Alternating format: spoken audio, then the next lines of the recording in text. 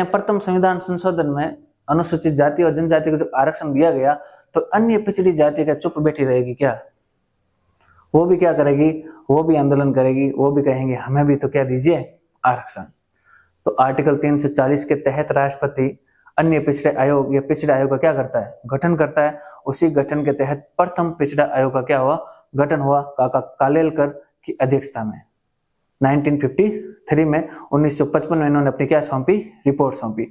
पूरी चर्चा विस्तृत जो चर्चा है आगे करेंगे। फिर और बनेगा दूसरा पिछड़ा वर्ग आयोग 1979 में, ठीक है। विंदेश्वरी प्रसाद मंडल उनके क्या रहेंगे? अध्यक्ष रहेंगे। लेकिन उन सिफारिशों को शामिल नहीं किया गया। भारतीय जनता की वहां पे क्या थी? सरकार थी। उसके बाद में कांग्रेस की सरकार आई। 5-7 साल तक किसी भी प्रकार का दूसरे जो पिछड़ा आयोग है उसके गठन पे ध्यान नहीं दिया गया। फिर सरकार आई वीपी सिंह, विश्वनाथ प्रताप सिंह की सरकार, और उन्होंने उठाया 1979 जो मंडल आयोग ने जो सिफारिश दी थी उसको कहा उसको पकड़ के लेके आओ मेरे पास। उनकी सिफारिशें हैं और हम क्या करेंगे? लागू करेंगे।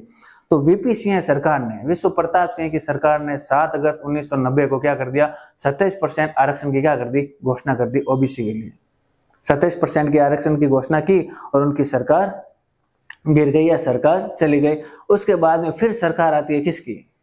उसके बाद में सरकार आती है पीवी नरसिम्हा राव सरकार, जिसके तहत 73वां संविधान संशोधन और 74वां संविधान संशोधन भी हुआ था। तो पीवी नरसिम्हा राव अपने आप में महत्वपूर्ण है। तो पीवी नरसिम्हा राव सरकार ने और जोश आया और क्या कहा? क्योंकि जो विंदेश्वरी प्रसाद वो सरकार थी अपने वीपी सिंह की, वो थी बीजेपी की, भारतीय जनता पार्टी से थी। उसके बाद में पीवी नरसिम्हा राव की सरकार थे कांग्रेस की। अब कांग्रेस वालों को लगा कि यार उन्होंने आरक्षण दे दिया ओबीसी वालों को, हम तो पीछे रह गए, फिर तो हमारा सपोर्ट कौन करेगा? ओबीसी वालों को पूरे इन्होंने बीजेपी वालों ने घेर लिया। तो पीवी नरसिम्हा राव की सरकार ने 27% आरक्षण को जारी रखते हुए 14% आर्थिक आधार पर जनरल जाति को क्या दे दिया? आरक्षण दे दिया। और आरक्षण देते ही मामला सीधा चला गया कहां पे? सुप्रीम कोर्ट में। और वो मामला कहलाता है इंदिरा साहनी बनाम भारत संघ का मामला 16 नवंबर 1992, ठीक है। और उस 16 नवंबर 1992 में विशेष फैसला देगी कौन? सुप्रीम कोर्ट, कि आपको कहां पे आरक्षण देना है कहां पे नहीं देना है, ये बात करेगी कौन? Supreme court. और सुप्रीम कोर्ट ने पहली बात ये कह दी कि आपने जो सामाजिक और पिछड़ेपन के आधार पे ओबीसी को आरक्षण दिया है वो संवैधानिक है। तो पहले भी सामाजिक और पिछड़ेपन के आधार पे आरक्षण दिया गया था। और दूसरे नंबर पर उन्होंने लिख दिया जो आर्थिक आधार पर जो आपने आरक्षण दिया वो गैर संवैधानिक है। आर्थिक आधार पे आपके आरक्षण की हम क्या करते हैं? आर्थिक आधार पर जो आरक्षण दिया उनकी हम क्या करते हैं? मना करते हैं।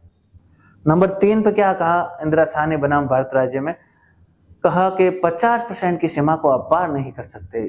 आरक्षण की जो सीमा है वो 50% ही होगी, जिसको देना है दे दीजिए, लेकिन 50% की सीमा है वो आरक्षण की आपके पार नहीं होगी, तो पार नहीं होगी। और एक नोट लगा के लिख दिया गया था कि विषम परिस्थितियों में आरक्षण को बढ़ाया जा सकता है। आमतौर पे 50% से अधिक आरक्षण नहीं दिया जाएगा। नंबर 4 पे क्या लिखा उन्होंने? नंबर 4 पे लिखा कि जो क्रीमी का मामला है, क्रीमी मतलब बेटा अगर जॉब में लगा है तो पिता अगर जॉब में लगा है तो उसके बेटे को क्या नहीं दिया जाएगा? आरक्षण नहीं दिया जाएगा। ये सारी चर्चाएं हैं जो अगली